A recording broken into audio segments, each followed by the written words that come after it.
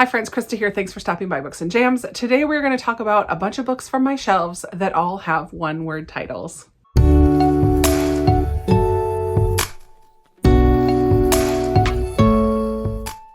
Shelf Spotlights are a series of videos that I have been doing for quite a while on my channel. Every month I talk about a different type of book that's on my shelves. I categorize them by content or what's on the cover or titles or a variety of different things. But today we're going to be talking about books with one-word titles.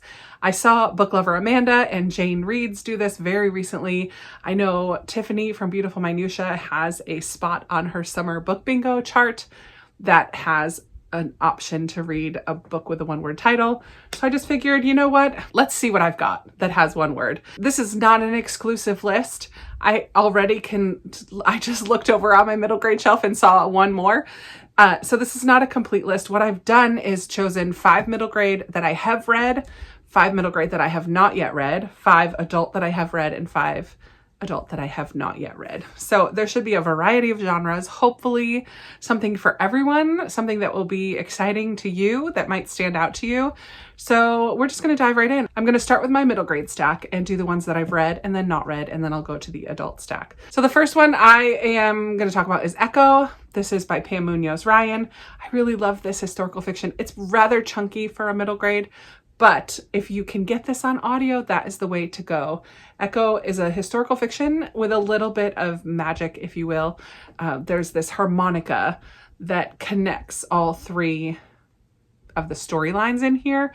And at the beginning, we kind of get a little bit of this fantasy, fairy tale-esque little story at the beginning. And then we dive right into 3 different kids during World War II. One is a Jewish boy who is very musical. All 3 kids' music plays a part all the way through this.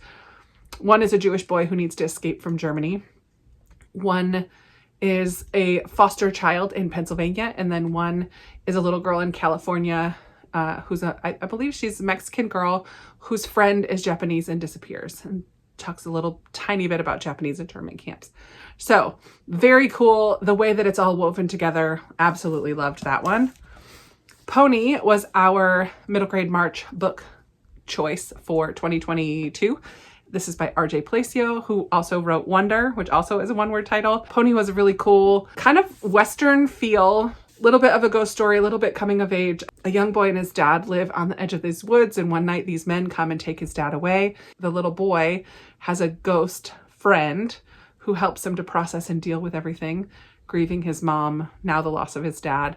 This pony shows up and he decides he's going to go trek after his father and see if he can find him and see what happened to him. Really good. Such a good story. I'm not doing it justice. Refugee is in a lot of ways similar to Echo in that we follow 3 different storylines. This is by Ellen Gratz. And this one talks about 3 different refugee kids. One is Yosef, a Jewish boy living in the 1930s Germany. One is Isabel, a Cuban girl in 1994. And then Mahmoud is a Syrian boy in 2015.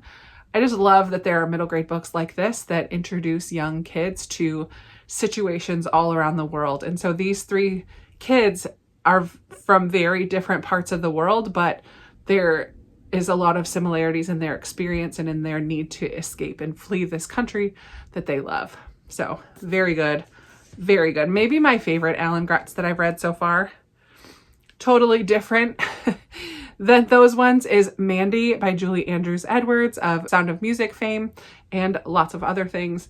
But she wrote this kind of classic feel about a young orphan named Mandy who climbs over the wall of her orphanage, finds this little cottage and spruces it up and makes it into kind of like a playhouse. It's delightful and very sweet story. And then a contemporary, Starfish, that just came out a couple years ago by Lisa Phipps. This is about a plus size girl who is very struggling at home and at school, being bullied in both places, and just kind of learning to come to grips and to love the person that she is. It is written in verse, a very quick story. I absolutely love this one as well. And then 5 middle grade that I have not yet read that have one-word titles. Rose by Holly Webb. This looks a little magical, a little bit gothic. Rose grew up in an orphanage, but now she's working or living in this mansion, and magic might play a part of it. She might have magic. She has to discover that for herself. Crenshaw by Catherine Applegate.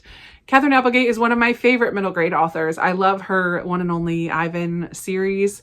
I've loved Wish Tree by her, but I have not yet read Crenshaw, in part because there's a huge cat on the cover and I am just not a big animal fan, but I do love Catherine Applegate, so I need to give this one a chance. And I think this one is going to talk a little bit about homelessness. Jackson and his family are really, really struggling and potentially have to go live in their minivan again.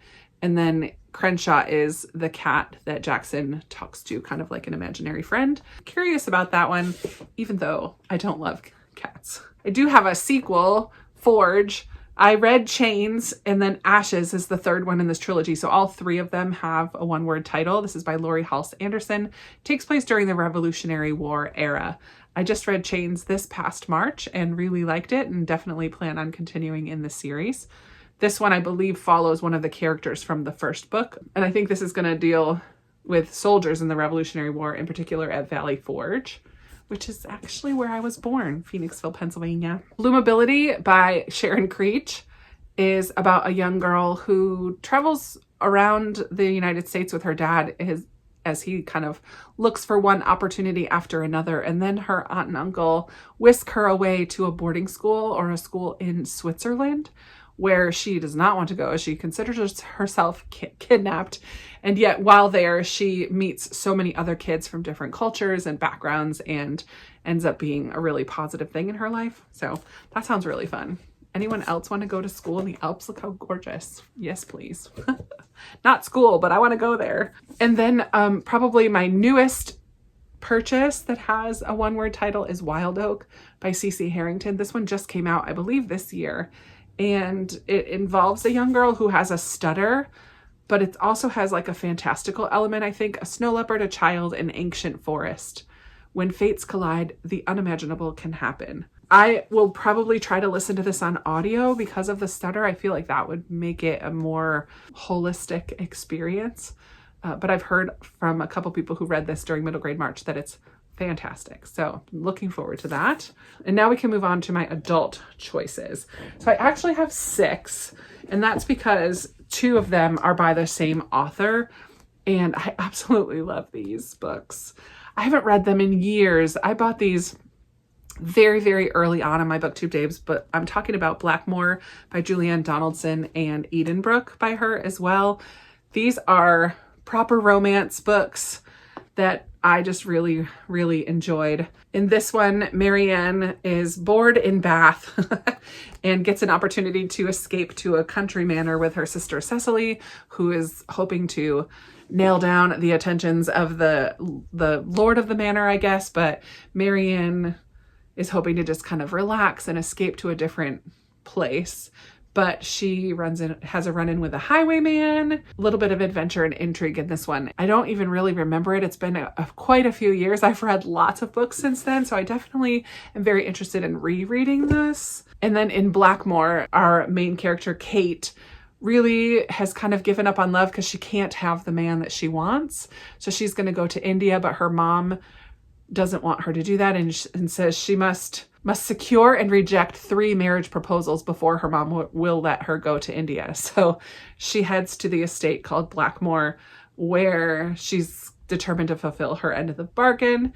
She enlists the help of her childhood friend, Henry. It's a lot of fun. I really enjoy those 2 books. Black is also part of a quartet that all have one words: black, white, red, and green. And this is a series that I really loved before BookTube days. It's been so long since I've read these. This is fantasy, sci-fi, fantasy, I guess you would say.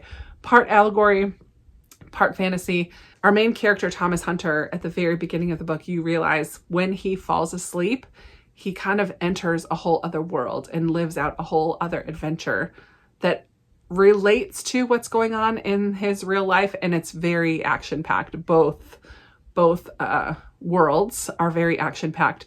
It's almost exhausting because he never gets sleep, because when he's asleep in one world, he's awake in the other, and he's constantly going back and forth between them. Very, very action-packed. It's been a long time since I've read it, but I remember loving it. A newer one that's not super new anymore, but Scythe by Neil Shusterman is a fantastic utopian type book where it's set in the near future where we have figured out how to eradicate illness and death so people are able to live forever. And that's not realistic as far as resources on our planet. So there are these group of people called scythes whose job it is to help control the population growth. So they are the only way that you can actually die is if a scythe kills you. Then there's all these morality issues among the scythes and the different ways that they perform their duties. And we follow these two young people who are apprenticing to become scythes. I really loved the first book. I think I liked the second one, and the third one was just okay for me. There's a set of short stories out now too that I would really like to read, but I did really enjoy this first book for sure. And we have Homegoing by Ya Jesse. This is a historical fiction. I really, really loved this. Definitely a little more on the literary fiction side of things. We follow these two sisters at the very beginning, two half sisters, if you will, but they never know each other. But then we follow generation by generation through each side of the family. One of the sisters remains in Ghana, where they're from originally, and ends up having to marry a slave trader. And the other one gets sold as a slave and comes to America. It's essential while reading this to have this family tree and refer to it because I referred back to it all the time. And also I would say think about each chapter as a short story kind of within itself. It does go to the next generation, but there's not much of a thread drawing all the way through the book. It's each chapter is its own story. So what if you think of it like that, and then just kind of, for me, it was almost like a history in African-American culture here in the United States, because you kind of go through all kinds of different things. But then also what's going on in Ghana in the family tree over there as well. Very interesting, very well written, beautiful story. Loved. And then my final one that I've read already is Iscariot by Tosca Lee. This is, I guess you would call it biblical fiction. It is an imagining of what Judas Iscariot's life was like. Definitely makes you think a little bit, and I absolutely loved this. It is Christian fiction, but I think anybody can read this and appreciate it. If you know who Judas is, he is the one who in the Bible betrays Jesus for 30 pieces of silver that the religious leaders gave him to turn Jesus over to them. And he does it. And this kind of it explores potential motivations. Obviously, this is not scripture. So you just kind of take it with a grain of salt, but it is interesting to imagine and to think about what he was thinking about and why he chose to do what he did. And then the after effects of that as well. So wonderfully written, beautiful story, Iscariot by Tosca Lee. And then I have 5 adult books, a variety of genres here as well, that I have not yet read. So we have Midwives by Chris Bajalian. A winter night, isolated house in rural Vermont, a seasoned midwife takes desperate measures to save a baby's life. Oh, she ends up having to perform an emergency C-section on a mother that she believes died of a stroke. But what if her patient wasn't dead and Sybil inadvertently kills her? Holy moly. I have not read anything by Chris Bajalian yet, and maybe this is not the best place to start. I don't know. Let me know if you've read that. Do you think I will enjoy it? Then we have Maud by Melanie Fishbane. This is a novel inspired by the life of Ella Montgomery.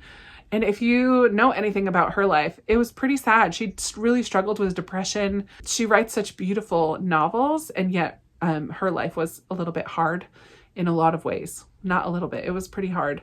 And so it'll be interesting to read this. I have not heard the greatest reviews of this one. Doesn't have the greatest of ratings, but it's staying on my shelves because I do want to read it. I love Ella Montgomery and am very interested in reading Maud. Then we have a fantasy, Hood by Stephen Lawhead. This is the first in the King Raven series. I think it's a Robin Hood retelling. For centuries, the legend of Robin Hood and his band of thieves has captivated the imagination. Now the old familiar tale takes on new life, fresh meaning, and an unexpected setting. Very interested to read this. It's going to have a lot of Celtic mythology in there as well. Political intrigue of medieval Britain. I'm interested in this for sure. Another, I think this is also fantasy, Dry by Neil Shusterman and Jared Shusterman. This one, I believe, is when like the water supply of Earth stops. Like there's just a huge drought. Everyone's going to remember where they were when the taps went dry. The drought, or the tap out, as everyone calls it, has been going on for a while now. Everyone's life has become an endless list of don'ts. Don't water the lawn, don't fill up your pool, don't take long showers. And then the taps run totally dry. Suddenly, Alyssa's quiet suburban street spirals into a war zone of desperation, neighbors and families turning against one another in the hunt for water. I feel like this is going to have a like dystopian feel, apocalyptic feel to it. And it's been a while since I've read those, but I have gone in spurts when I really love that type of a book. So when I get that mood again, I've got one ready to go. And then, I'm so excited to read this one. I should have read it in the spring because it does take place in spring. This is Exiles by Jane Harper. I love Jane Harper. I've read, I think, everything that I know of by her. This one, Aaron Falk, who is in The Dry and Force of Nature, returns. So he's the detective that will be in this one as well. A busy festival on a warm spring night. A baby lies alone in her pram, her mother having vanished into the crowds. And then we go a year later and kind of follow that story. I am very interested in reading more Jane Harper because I love her. So that is it. I would love to hear if you have any favorite or TBR books that have just one word titles. I did just read Drowning in June, so that's the one that I used to fill my space on Tiffany's summer book bingo board, because that obviously is a one word title as well, and I just read that very recently. But talking about these always makes me want to read the ones that I have as well. So let's chat in the comments below. Did any of these strike your fancy, or do you have any other one word title books you want to recommend to me and others looking through the comments? Let's chat down there. I always love talking with you in the comments. Thank you so much for hanging out with me today, and thanks so much for all of your support and chatting and commenting and liking and all of those good things. I really appreciate you being here very much, and I look forward to talking with you in another video very soon. Bye.